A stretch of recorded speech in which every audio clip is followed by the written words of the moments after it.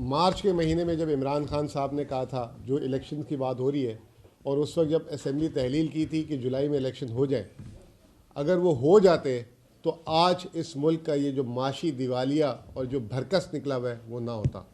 और अब ये हुकूमत वापस से, ये जो पीडीएम की हुकूमत है, वो कह रही है कि इस वक्त पाकिस्तान के माशी हालात, ये माशियत सही करने आए थे और अब कह रहे हैं कि पाकिस्तान के माशी हालात मुतहम्मिल नहीं है नए इलेक्शन के।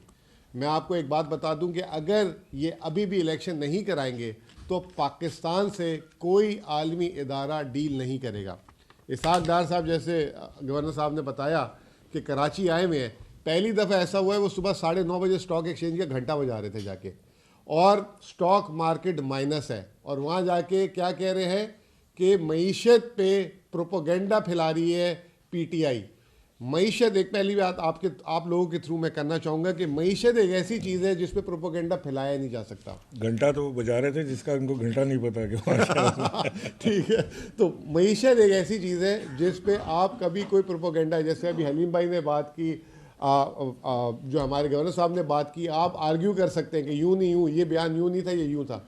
मईशत हर हफ्ते डाटा आता है, महंगाई का डाटा आता है, फॉरेन एक्सचेंज रिजर्व्स का डाटा आता है, आपका टैक्स का डाटा आता है, और उसके बाद मार्केट डिसाइड करती है कि मुल्क कहाँ जा रहा है। इस वक्त मैं आपको एक बात बता दूं कि हम दिवालिया हो चुके हुए हैं। दिवालिया की तारीफ को समझें, दिवालिया की तारीफ क्या है। ये लोग कहते हैं, हुकूमती लोग, कि हमने इस आदमी का $1 अरब देना था, वो हमने दे दिया, हमने दिवालिया से बचा लिया। दिवालिया ये नहीं होता। दिवालिया की निशानी ये होती है कि जब आपके कारखाने बंद होना शुरू हो जाए। दिवालिया की निशानी ये होती है कि जब आप अपने बैंक से अपने जमा कराए हुए डॉलर जो है जब मांगने जाएं तो वो आपसे वक्त मांगे कि आपको हम जी मैं बताता हूं कि आप 2 दिन बाद ले लें, आप 3 दिन बाद ले लें। दिवालिया वो होता है कि जब आप मुल्क में दरामद करना चाह रहे हो कोई चीज़, आपको बैंक अपने अंदर घुसने ना दे। इस वक्त पाकिस्तान में मार्केटें तो छोड़ें, लंडा बाजार और शेरशाह, जिसे कबाड़ मार्केट कहती है, वहां का भी कचरा साफ हो गया, वहां पे भी कोई चीज़ अवेलेबल नहीं है। इतने बुरे हालात हो चुके हैं। और इस मुल्क में अगर चीज़ 100 रुपये की मिलनी चाहिए, क्योंकि ये इंपोर्ट की एलसीज नहीं खुली, तो वो 125 150 रुपये में लोग मजबूर हो रहे हैं और कारखाने बंद हो रहे हैं।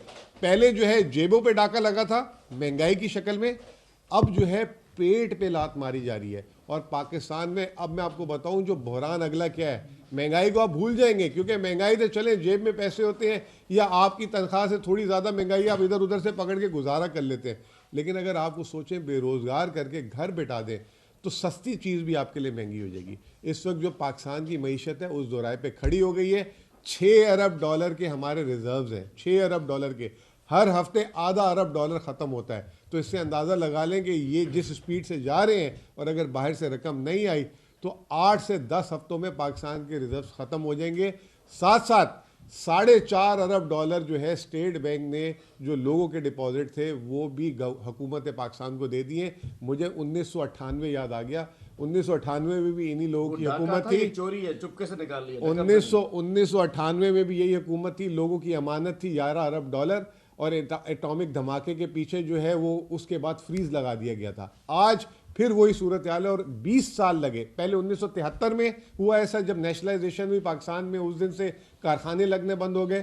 फिर 1998-99 में जब अकाउंट फ्रीज किए, फिर उसके बाद से लोगों ने बैंकों में पैसा रखना ख़त्म कर दिया। अभी इमरान खान साहब आए, उन्होंने रोशन डिजिटल से बहाल किया लोगों को, और चीज़ें हुई। बाहर से रेमिटेंसेस $19 अरब थी, जब लिए $31 अरब पे ले गए।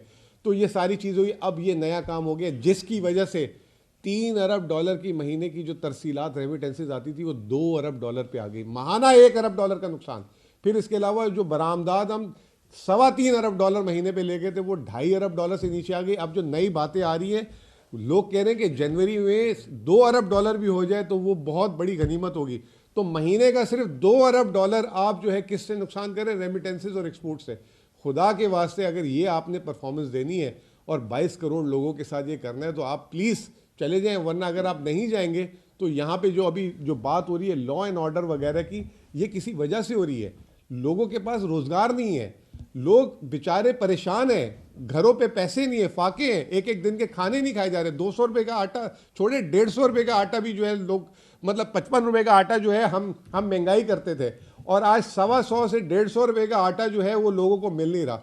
तो खुदारा ये मईशत के हालात अच्छे नहीं है। और अगर इसहाक डार साहब कह रहे हैं कि प्रोपोगेंडा से ये हालात ख़राब हो रहे हैं, लोग सोना खरीद रहे हैं, डॉलर खरीद रहे हैं, ऐसा नहीं है। हमारी भी हुकूमत थी जब, उस वक्त कम प्रोपोगेंडा होता था, ये 13 जमातें मिलकर करती थी। हमारी भी हुकूमत थी, उस वक्त बॉर्डर नहीं था हमारे साथ। अभी कह रहे हैं जी बॉर्डर से डॉलर निकल रहे हैं, उस वक्त कैसे? उस वक्त तो मुल्क में अंदर आ रहा था डॉलर, अब बाहर जाना शुरू हो गया है। तो ये आपकी करतूतें हैं, और अगर आप नहीं संभालेंगे तो ये और हर आने वाला दिन जो है इस मुल्क को नीचे लेकर जाता रहेगा। बहुत बहुत शुक्रिया। मुजम्मिल भाई, नहीं रेट्स बता दें आज कहाँ कहाँ पहुंचे, मोटिव ये जरा बताइए। 200 आम लोगों को बताएं। 225 आम रुपए चीजें। 225 रुपए का डॉलर इसहाक डार साहब का है। इसहाक डार साहब के जो साबिक वजीर ख़जाना है वो कहते हैं कि 244 रुपए में तो मैं ख़रीदार हूँ, और 255 रुपये 260 रुपये में जो है ना लोग जा जाके पूछते हैं तो लोगों को मिल नहीं रहा। तो 260 रुपये का डॉलर। और IMF, बल्कि मैं आपने अच्छा वो ये बात बता दी तो उससे IMF का जिक्र करते जाऊं।